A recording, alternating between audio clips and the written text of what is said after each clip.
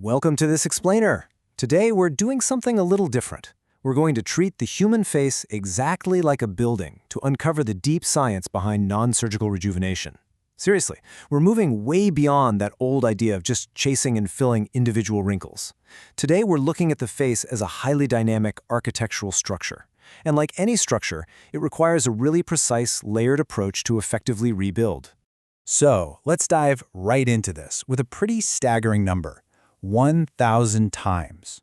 That is exactly how much hyaluronic acid, or HA, can expand in volume when it absorbs water. It forms this incredibly loose, hydrated network right inside your tissues. I mean, just think about that for a second. It's basically a biological sponge that holds an absolutely massive amount of moisture, making it a foundational element in modern aesthetic medicine. Now, before we build, we got to know our materials, right? And HA is the undisputed gold standard for soft tissue augmentation. Why? Well, because it's a naturally occurring molecule in our own extracellular matrix, which is essentially the biological scaffolding between our cells. So it acts as the ultimate space filler. It provides mechanical support, vital hydration, and this really beautiful elastic quality that gives our skin its bounce. But to use it correctly, we have to deeply understand the canvas we're working on. Here is our blueprint for today. We're going to cover the architecture of aging, the filler materials matrix, the contouring plus protocol, and finally, clinical realities and safety. All right, Section 1, the architecture of aging. Let's look at exactly why the facial foundation collapses. The absolute biggest takeaway here is that aging isn't just skin deep, it's truly multifactorial. For instance, we actually lose bone volume in our jaw over time. It's a biological process called mandibular bone resorption. And at the exact same time, the strong ligaments holding everything up, they start to get lax. That's what causes the soft tissues to descend, creating those dreaded jaws along the jawline. We also lose deep subcutaneous fat, meaning the face literally loses its youthful structural fullness. And to top it all off, a steady decline in collagen and elastin physically thins the skin itself. So what we're looking at is a total structural collapse that completely blurs the jawline. You really can't just spackle the surface here, you have to rebuild the foundation.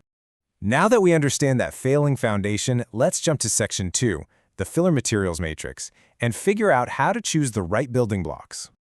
So when we compare two major biostimulators, calcium hydroxylapatite, or CHA, and polylactic acid, or PLLA, we see a really fascinating difference in how they work. CHA gives you instant scaffolding because of its carrier gel, but it also actively stimulates your body's own collagen production over the long term. It becomes your rigid foundation. On the flip side, PLLA requires a much more patient, gradual building process over multiple visits. It relies almost entirely on pure collagen generation over time. So if you want structural contouring right now, you look at CHA. But if you're looking for diffuse volume over time, PLLA is a phenomenal tool. But to actually use these tools correctly, we've got to understand their physical properties. In the medical aesthetics world, this is called rheology. The absolute key term you need to know here is G', or elastic modulus. A high G' filler is firm. It acts like a rigid support column that a practitioner would place deep down on the bone, say to mimic a jawline or project a chin. A low G' filler, though, is significantly softer. It acts a lot more like surface plaster that you'd inject superficially to smooth out fine lines and give a soft, natural feel to the skin. Matching the exact elasticity of the filler to the specific anatomical layer, that is the ultimate secret to a truly natural result. Which brings us to Section 3, the contouring plus protocol, the ultimate architectural blueprint. The data here brilliantly illustrates exactly why combining materials is completely revolutionary. When we use this contouring plus method, which is combining that firm KHA with the softer hyaluronic acid, the mean duration of the result jumps to 12 to 18 months. That significantly outlasts HA when it's used all by itself.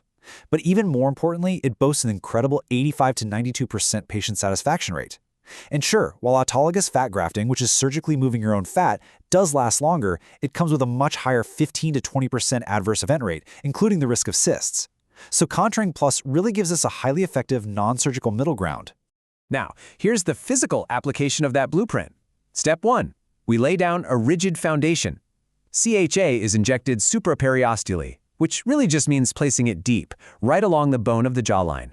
This mimics the lost bone volume and triggers collagen production deep down, exactly where we need it. Then Step 2. We perfectly contour the surface. Hyaluronic acid is injected subcutaneously, right under the skin. to fine-tune the shape and ensure the face feels completely natural and soft to the touch. It is literally a dual-layer masterpiece. Of course, actually executing this means a skilled aesthetic contractor has to rely on incredibly precise physical techniques. For example, they might use linear threading to elongate a jawline, or they might use bolus injections, which is basically dropping a concentrated, precise amount of filler in one exact spot to project a weak chin.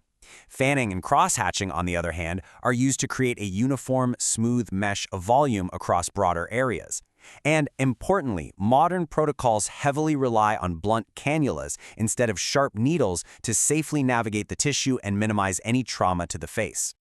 Okay, let's bring it back to Earth for Section 4, Clinical Realities and Safety, or the contractor's reality. Because, let's face it, beautifully designed architecture means absolutely nothing without rigorous safety and clinical management. This brings us to a really fascinating and honestly somewhat controversial scientific debate in the medical community regarding the handling of hyaluronic acid. Specifically, should it be diluted before injection? The science behind this debate is absolutely wild. According to research published in the Journal of Drugs and Dermatology, diluting HA might actually help it spread out and interact much more easily with specific cell receptors, like CD44. By doing this, it could actually stimulate your own fibroblasts to produce natural collagen. So manipulating the filler's concentration isn't just about changing its physical thickness, it might literally change how it chemically communicates with your body's cells. But despite these really exciting biochemical discoveries, clinical reality demands a strict adherence to evidence-based protocols. Aesthetic medicine is real medicine, guys, and treating the face requires an immense respect for its complex underlying anatomy. This is exactly why being a facial architect requires such a deep respect for vascular danger zones. Injectors must expertly navigate around critical blood vessels, like the facial and mental arteries, to avoid severe complications like vascular occlusion. It's also why having immediate access to hyaluronidase, an enzyme that instantly dissolves HA, is entirely mandatory, no exceptions. Furthermore, practitioners have to rigorously screen patients for autoimmune risks and diligently track them for months to manage any delayed onset nodules. Safety is, without a doubt, the ultimate foundation of aesthetic success. So we've covered the collapsing foundation of aging, the unique physical properties of our filler materials, and the dual-layer mastery of the Contouring Plus protocol. As we wrap up, think about how these incredibly precise biological building blocks could redefine not just how we age, but how we actively control our own structural aesthetic in the future. Are we just erasing time, or are we actively designing the best versions of our own architecture? Definitely something to think about. Thanks for joining this explainer, and keep exploring the science around you.